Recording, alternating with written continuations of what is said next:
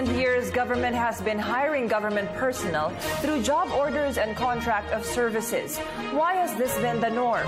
In today's budget hearing of the Civil Service Commission in the House, it was revealed that almost 400,000 personnel were hired in 2013, and the number is rising. Tonight, we have here on NewsLife the Assistant Commissioner of the Civil Service Commission, Atty. Ariel Ronquillo, and we will ask him why job orders and is a growing phenomenon in the government. Good evening, sir, and welcome to NewsLife. Yeah, good evening, Cathy. Sir, can you walk us through the whole concept of job contracting and contract of services in the government, and how it differs from the private sector's contractualization process? Well, actually in the government, the regular hiring is through the issuance of an appointment. And passing through the regular process, you have to undergo certain procedure. For example, the position has to be published. The proposed hires should pass through the personnel selection board and must be issued an appointment before they are taken in as government people. Now, the practice of hiring through job orders and contracts of services does not pass through these processes. They merely ask the person to sign a contract with the government, and their services rendered through that particular contract is not considered government service. And therefore, the terms and conditions of their stint in the government, as well as their benefits, are governed not by civil service laws, but by the provisions of the contract that they signed with the government. And therefore, they don't enjoy the same benefits as well as security of tenure that people in government usually enjoy.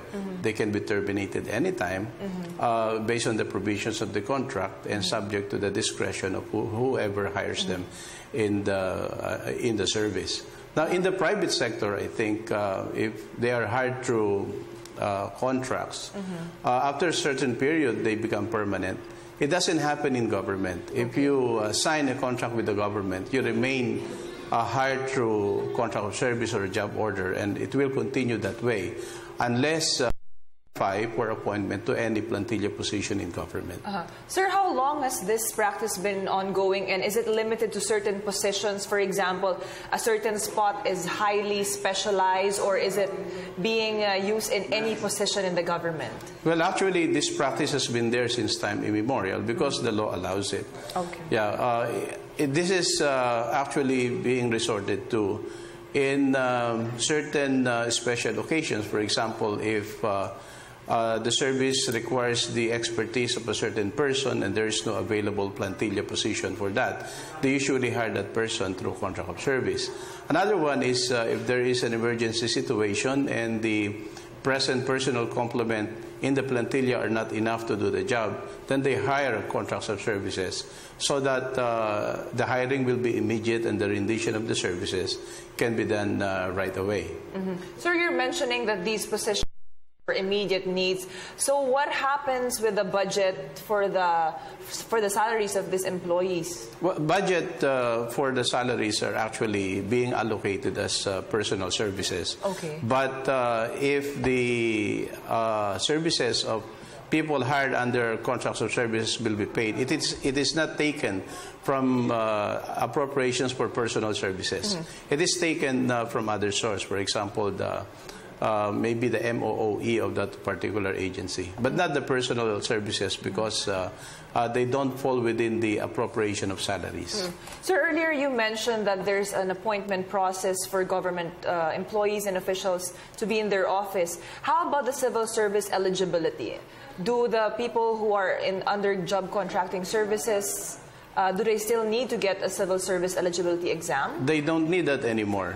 Civil service eligibility is required for positions or for positions that are in the plantilla, and the holders will have to meet qualification standards.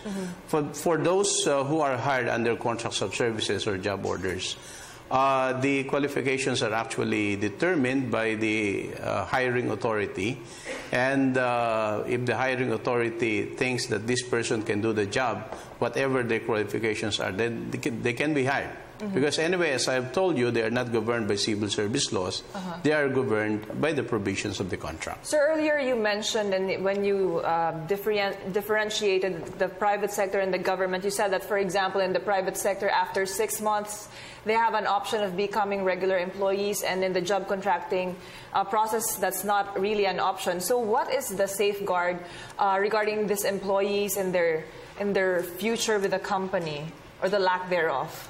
In the private sector? In the government? In the government, well, actually, if they want to have a position, if they want to be appointed to a regular plantilla position, all they have to do is to work on their qualifications. If, for example, they have no eligibility, they have to take the exams.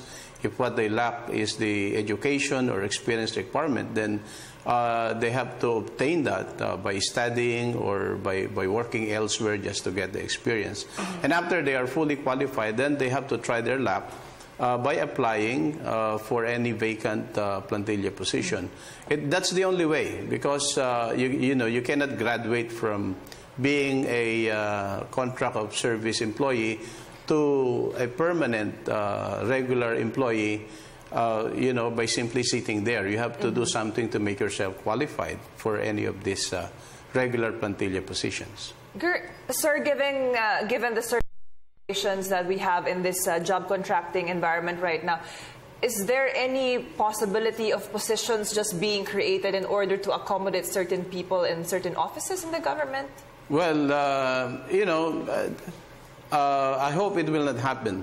That may be possible if some people who have other intentions will do it. But so far, the creation of positions are being done objectively. Positions are created based on what the agency needs. Yeah, and we hope it will continue that way. Sir, is there a certain number of employees who are allowed to be under job contracting services in ratio to plantilla positions? For example, you can't have more job contract workers compared to regular employees. There's no such thing at the moment. The law allows hiring of services based on the need of the agencies, and actually the number is really not a factor. So for as long as the head of that particular agency thinks that he needs additional workers to work on functions or duties that cannot be performed by regular plantilla position employees, then he can hire. Sir, do you see any long-term problems given this setup? Problems will arise if this practice is abused, because the presumption is that plantilla positions are there because those are the only positions needed by that agency. But if some heads of agencies will resort to hiring through contracts of services and job orders for some other reasons, for example, for political reasons, or maybe they just want to give special favor to those who will be hired, then that's another matter. That can be considered as an abuse of the prerogative, which is, of course, not good for the service. So earlier you mentioned that job contract workers are not governed by the civil service law. Do you think there is a need to come up with a law that will protect these workers eventually?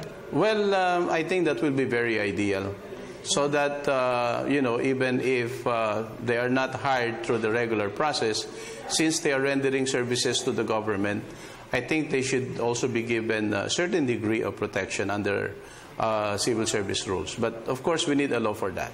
Sir, what will be the next steps in ensuring that all workers, whether they're regular or contractual employees here in the government, number one, they do their jobs properly, and number two, that they are given what is due them?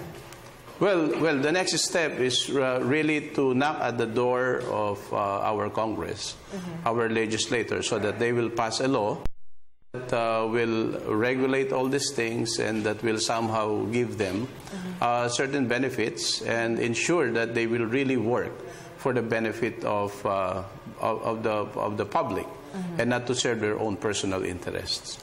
And on that note, thank you very much, Attorney Ariel Ronquillo, the Assistant Commissioner of the Civil Service Commission. Thank you very much.